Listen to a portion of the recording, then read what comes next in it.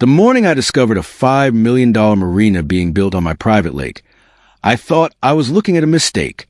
Then I saw the construction crews, the concrete foundations, and the massive docks stretching across the shoreline. This wasn't a mistake. Someone had spent millions of dollars building a marina on land and water they didn't own, and the woman standing there, watching construction, was the president of my HOA.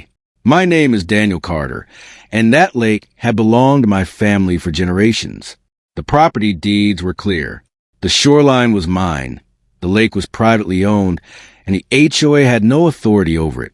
Yet Victoria Hayes, the HOA president, was telling everyone Marina was a community investment that would transform the neighborhood. I knew immediately that something was wrong. I went through every document my father had left behind and found exactly what I expected. There was no agreement giving the HOA ownership of the lake.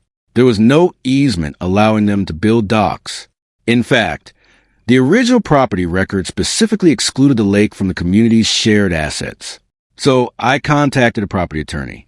After studying the documents, he asked me one question.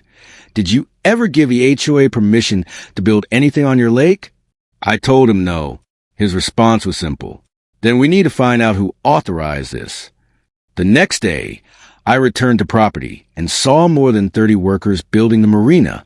Cranes were lifting steel beams, concrete was being poured, and expensive docks were being installed along my shoreline. Whoever was behind the project wasn't wasting any time. That's when Victoria confronted me. She told me the HOA had approved everything and ordered me to stay out of the construction area. I asked her to show me the document that gave them permission to use my lake. She refused. So I pulled out my original deed. Victoria barely looked at it before claiming the HOA had historical access rights. It sounded official, but there was one problem.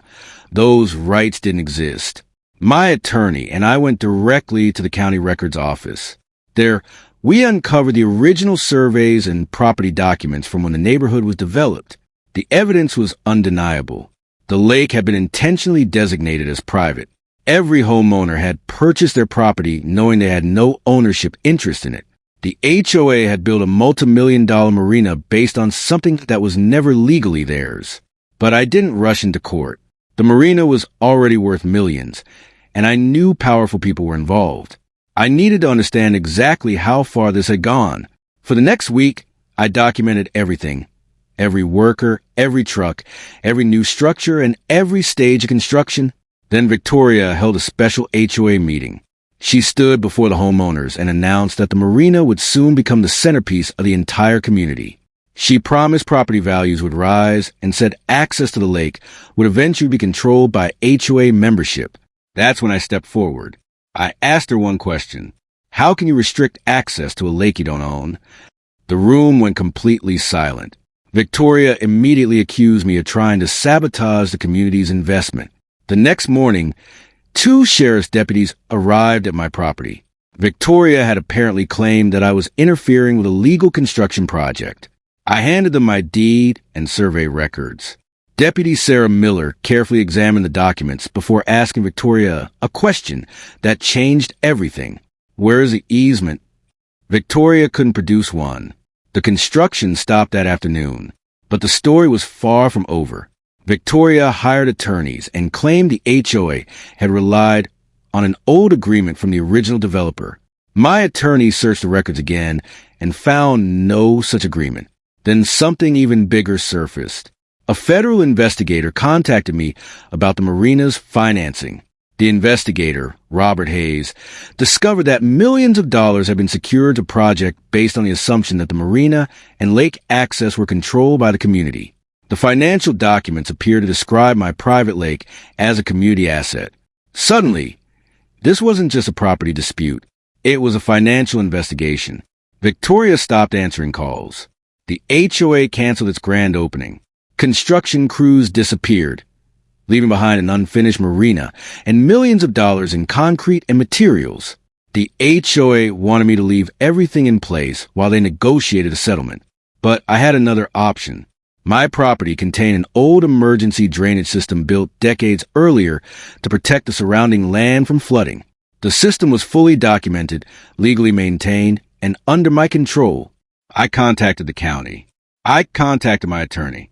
I confirmed every permit and every regulation.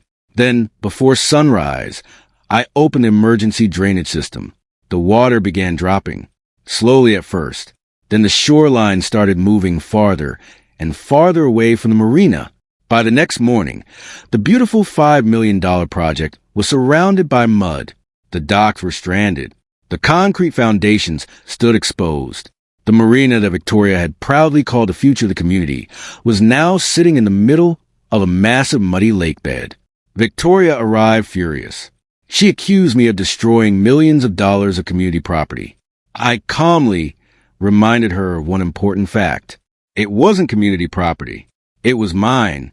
Deputy Sarah Miller reviewed the documents again and told Victoria something she should have understood from the beginning.